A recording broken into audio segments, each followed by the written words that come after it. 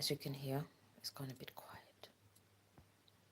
The other day I posted a video with my video playing in the background when I was talking about how Zayn is being trained to be a terrorist against my life in Flat 4 Oak House. Let me step out for context. So in Flat 4 Oak House, they have this audio thing going on where sometimes they turn it off and it's as if it's a cassette player. So this is our shed wall. If I go towards that way, oh, it's facing me. Right, this is our shed wall. There is someone who sounds like they're literally behind this wall here. Now, last year, it was a little room. Very tiny room. There was hardly space for 3 people, but I saw a man and a child in there. It seemed he was playing a video game. He was helping himself anyway. So, this space is Flat 3 Oak House. And right there is 4. So you see that window? There's not much space, but you can hear each other. Even before they put their audios in there, we can hear each other. Because a little while ago, they had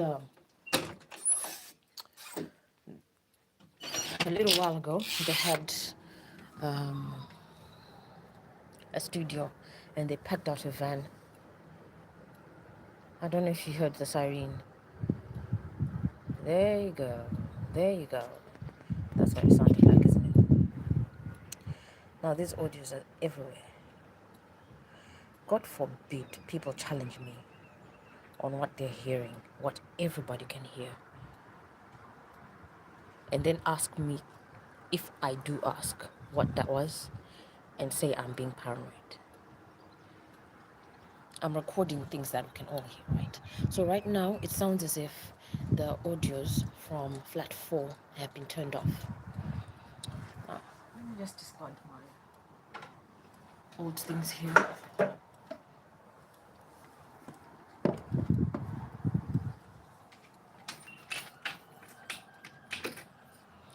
Apparently it's about head voices. Now we can hear a normal sounding siren. Let's see how long that lasts. Perhaps they are able to cover their head voices properly. Apparently mine is turned all the way up. Now, how has this happened? Flat 4 Oak House, Beer Hannah claim it that they're the ones behind it all. When you listen to anything, your airways, they speak into something and they claim that they're the ones who are doing it. So people will be wondering, who is it speaking? And then sometimes we're hearing presenters saying, I'm opting out, I'm opting out. Apparently it's a system of reading someone else's head voice when they decide to express themselves. So Zubia and Hannah tune in regularly, and anyone presenting anything online, I watch my own videos playing back with my own voice. Apparently, Hannah has a way of interacting with the world now, telling the world, if it's a woman, it will be Hannah's head voice. If it's a man, it will be Zubia's head voice.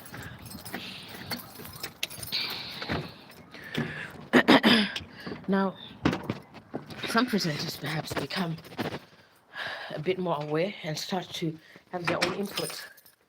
I mean, beginning of this year, I was totally intimidated by some when they decided to go off script, off the normal script. And it became quite aggressive, actually. So as I say, it's a slippery slope from calling people names, flat face, bitch face, until someone gets actually verbally aggressive and you can tell that this person is actually worked up. I try not to interact with people like that. And granted, a lot of people are in on the game. Right now, we can't hear anything. So what I'm going to do is let's see what I recorded. I'm not really interested in doing this, but I think it's worth it. They've turned off their audio. If we go just a little bit quiet.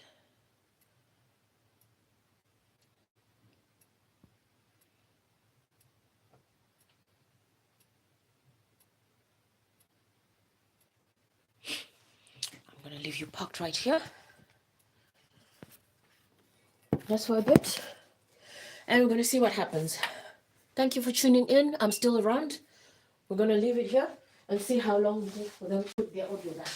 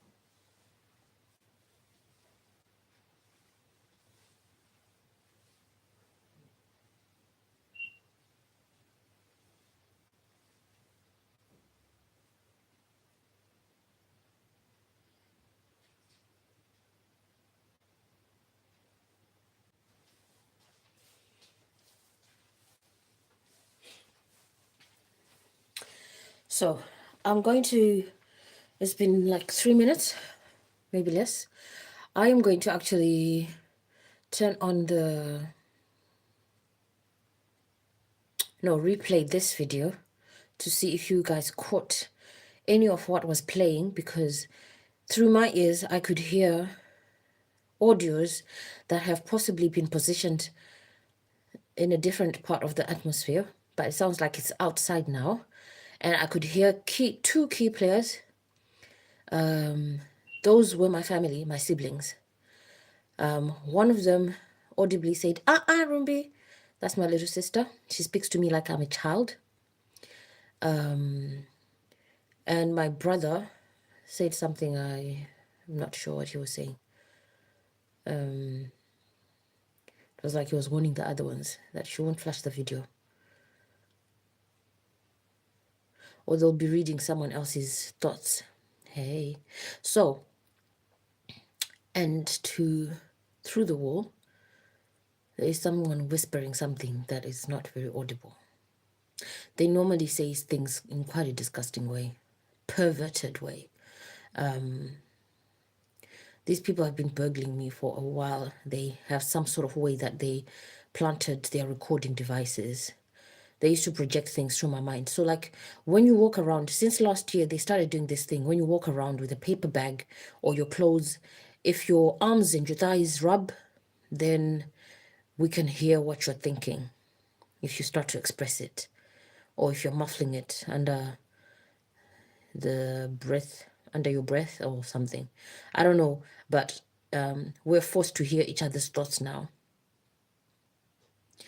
So for me, if I hear any dangerous thoughts as you approach me, I will try to ignore you, but avoid to.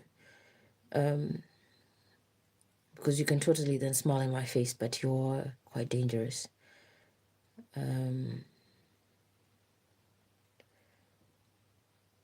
Let's see.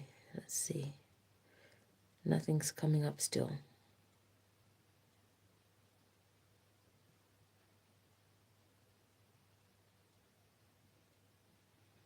Okay, so I've heard that. Unknown could I entertain with the voices that we picked up there. Okay, so let's see. So I was going to be locked away because of things like that everybody can hear. And apparently people are being trained to ignore head voices. Apparently mine is the loudest at the moment.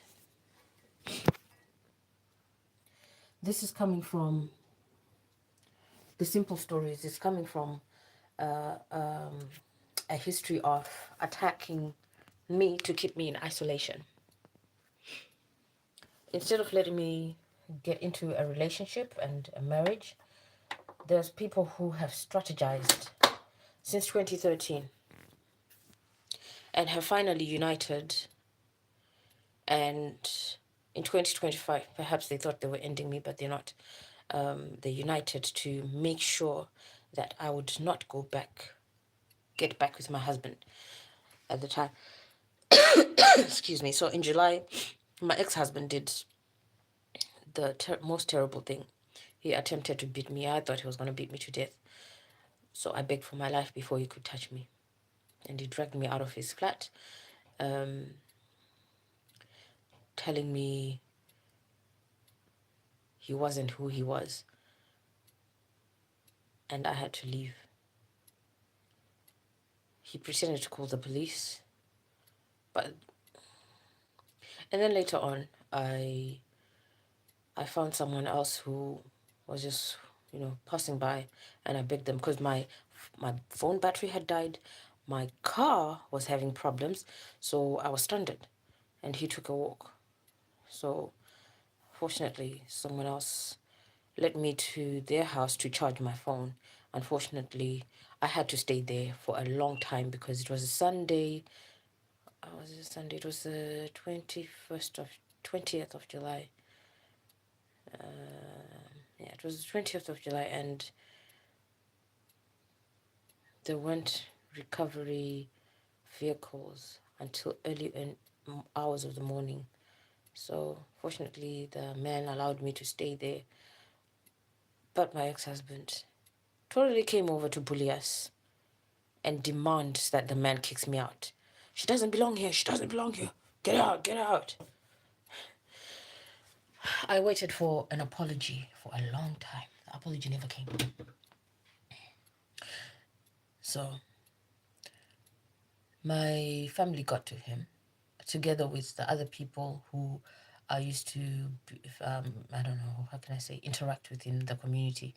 So they advertise themselves, and I guess he got his own way with other people. So irreconcilable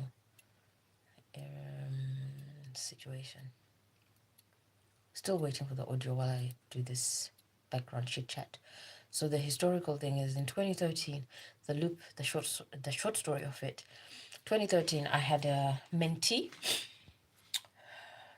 in the Christian faith who used to come and spend time with me, and then she expressed that there was someone who really needed my assistance. I was quite reluctant because we're about the same age, and when you pick up a vibe before you meet the person, sixth sense says nope. I don't think I'm assigned or equipped to deal with this kind of person. Roll on time. Later I had to get some time I had to go and camp at her house for a little while. We traveled together to a few camp meetings. I had to stay over at her house while I was a student nurse, and she hacked me. She hacked my Google Docs and was keeping tabs on me. In my Google Docs, I used to document my secret answers from God, secret directives. I wrote a lot about my relationship then. I never told her about the relationship I was with I was in, except once when she asked me, when the guy called me around 3 a.m., he wanted me to go back there. And she was like, oh, what's that? And then I said the name, and immediately, you know, when your heart just beats like, whoa, you shouldn't have done that. So, roll on 2025. The middle bits are she introduced my man to somebody else, and they got married. It didn't last. They almost killed each other, and they were on the run internationally. Between the two of these girls, because now I can't rule out her input with the ex-wife who tried to kill her husband. Between the two of them, they hired people in flat 4 to live there in order to trap the guy, to make sure that they would say the relationship breakdown was the guy's fault. That was what I understood a few years ago, and they repeat that same story now. But at the time, a few years ago, I did not realize that Lucy girl was involved. She calls herself Lynn now, which is the ex-wife's name. Okay, so long story short, the people who are now in flat 4 have developed or unwrapped themselves as terrorists now. These are the people that were hired to stop me from ever meeting that man, that particular man.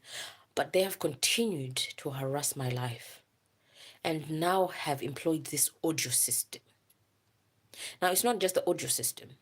They mess with finances, because money answers all things. They mess with finances. They mess with a lot of stuff. Interactions, personal communications, hacking.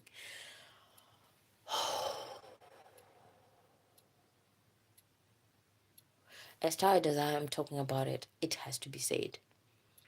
Now, you can pick and choose whatever you want from it, report it to the police, because my word alone is not working. But I'm glad that we can all hear some of that stuff. So now I'm going to turn this on and see what happens. It seems that their audios, however they place them, they get attracted to louder noises. So I was walking with my suitcase the other day. Those audios somehow attached to the suitcase. When cars drive by, you can hear the audios attached. Now, it could also be the driver's head voices. When I yawn sometimes, this is terrible stuff to be talking about, but when I yawn sometimes, and people can actually ignore, apparently my head voice is really, really loud. Someone took the blame once and got into big trouble.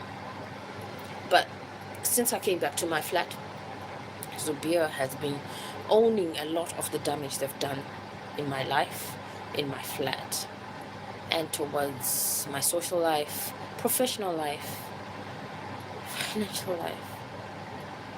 Totally claims he's responsible for me not having an NHS job.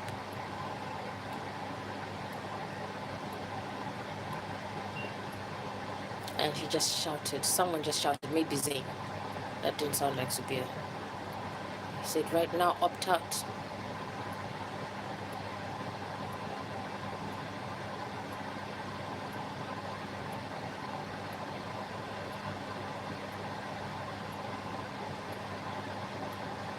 Now, you might not make out the part that's audible from the noise in the vents.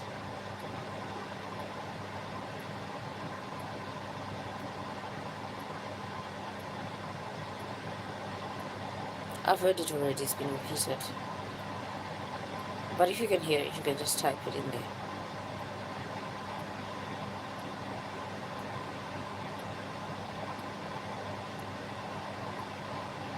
Helen was tuned in a few minutes ago too.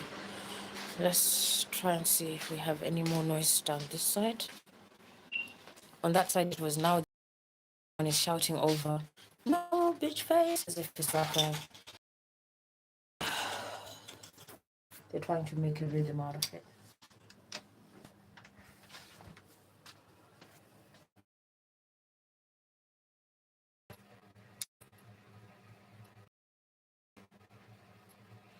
Alright, it's not that much different. It's not going to be much different. Now they're repenting, now they're repenting.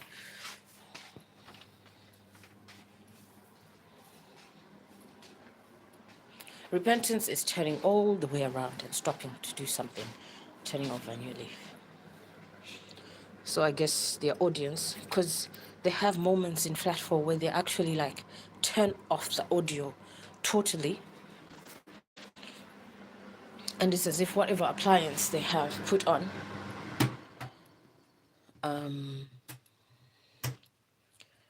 it's like they've had it recorded, but it's not pre-recorded. That's the thing. It's live. So I don't know how it's happening. Police will ask me a lot of things about if I report something to the police. They'll ask me, how is it happening? This is something that they should be investigating. At least I found out about the Sexual Offences Act of 2003. Honestly, if you look through whatever was being reported before, maybe you could find out what's actually happening now. It's nothing like, oh, you know too much for me to do my job. Because if I, as a victim, have had to now dig into issues when people already knew what was going on last year, probably more than a year now, and gave Subir a year to give himself in, I don't care that people felt sorry for him or what. I'm still at the receiving end. I'm a human being.